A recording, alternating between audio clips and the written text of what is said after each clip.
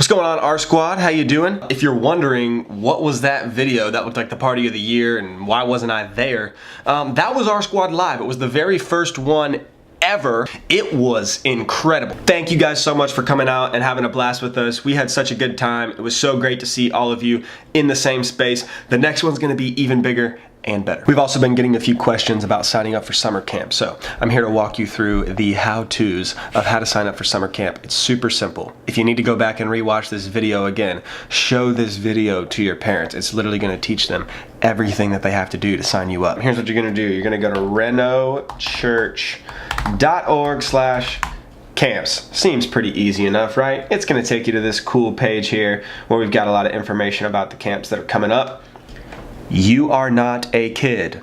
Please do not sign up for kids camp. Just don't do it. You're gonna come down here to student camp. You're a student. You don't wanna go to kids camp, you wanna go to student camp. It's got the dates, the grades, the cost, all the steps that you need right here in order to make it happen. It's got information for your parents, it's got times, it's got locations, it's got all of the things. All you've got to do, click step 1 right here. That's going to take you to the registration page. You fill out that form, we'll get in contact with you, and you're signed up for camp. It's that simple. For the last 2 weeks of R Squad, we thought it would be really cool to end with a series on boldness, courage, and living with faith and convictions, even when the world is pressuring us to change, compromise, and conform. That's why we're moving into a series right now called Hear Me Roar. All right, I need you to roar. All right, roar. Roar. All right, roar. Roar.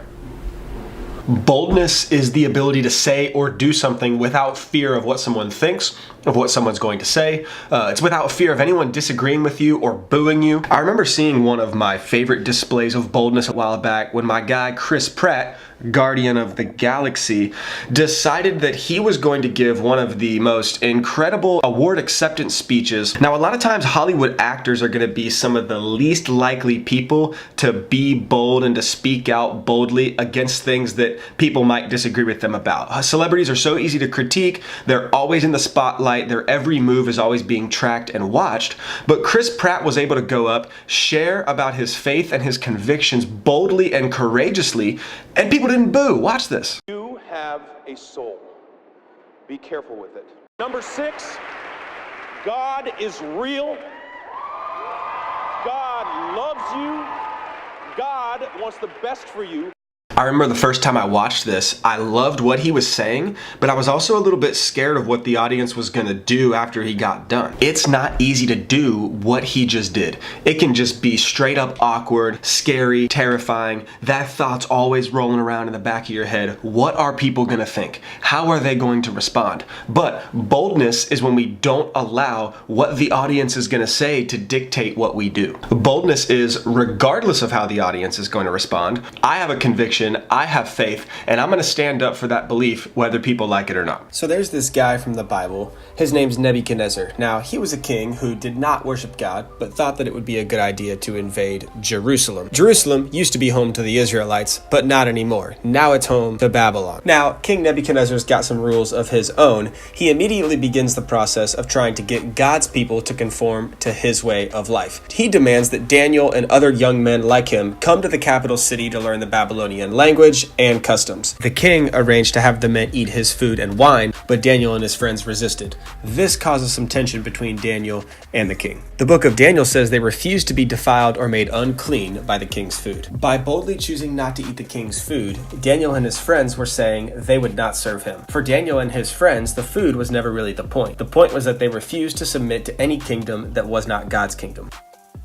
We've got some things in common with Daniel. Now, maybe your nation has never been taken over by an enemy nation who wants to kill you and take away all your rights to worship God, but you and Daniel were both living in a world, a kingdom, maybe you could say, that's got completely different priorities and values that clash with the kingdom of God. The world says, make all the money that you can. Jesus says, give it all away. The world says, an eye for an eye, but Jesus says, love your enemies. The world says fame and popularity are the goal, but Jesus says, put others others first. The world says, follow your heart, but Jesus says, follow me. How do we stand up or stand out in our world today when it seems so difficult?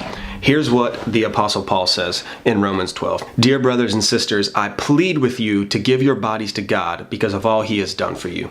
Let them be a living and holy sacrifice, the kind that he will find acceptable.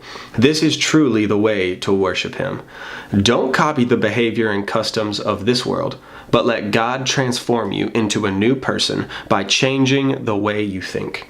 Then you will learn to know God's will for you, which is good, pleasing, and perfect. Daniel made this incredibly tough decision not to conform to the patterns of the world that he found himself living in. You've got the opportunity today to do the exact same thing. All right, I'm getting a little bit hungry. Let's go grab something to eat.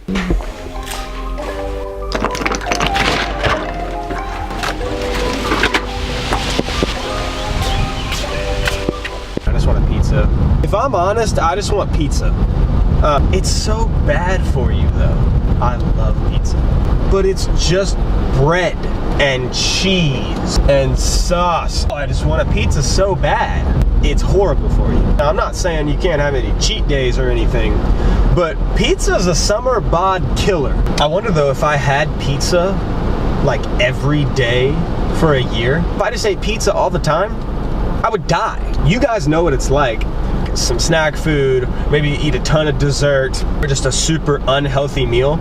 It feels pretty great as you're eating it, but after a little while, you either feel horrible or you're hungry again. The reason for that is junk food, it's missing out on a lot of those important nutrients, vitamins, and minerals. You're not getting fully filled and you're not getting fully satisfied. But when you eat a nice, healthy, balanced diet or meal, you stay full longer, but you also feel better and you're able to have more energy, perform better throughout the day. You've got fewer cravings for junk because your belly is filled up on the good stuff. An important question for us to talk about today is, are we filling up on all of the junk spiritually, or are we filling up our bodies, our lives, and our souls with the things of God? It's a really important question. The things of God will sustain us. They will keep us going longer, allow us to have healthier and better lives. The things of the world, however, they're just junk. They may feel good in the moment, they don't satisfy, they don't fulfill us, and long term, they end up killing us. You see, when we're walking around spiritually empty, we're more than likely to give in to the temptations and the cravings of this world. It's much like when you haven't had a snack all day, you haven't had anything to eat, and then that Reese's cup comes across, or that slice of pizza, or whatever it is, your weakness, it slides across that table. You're probably gonna give in just because your body has not been satisfied, fulfilled, or nourished by healthy things. You're hungry, it's in the heat of the moment, it's not that big of a deal, but later you don't feel well, you're hungry again, and you just leave unsatisfied. Much like the story of David, when I am spiritually and physically full with healthy things, I'm much more able and apt to respond boldly to situations that are around me. Fill yourself up with the things of God so that when the opportunity presents itself for you to be bold, you can seize the moment.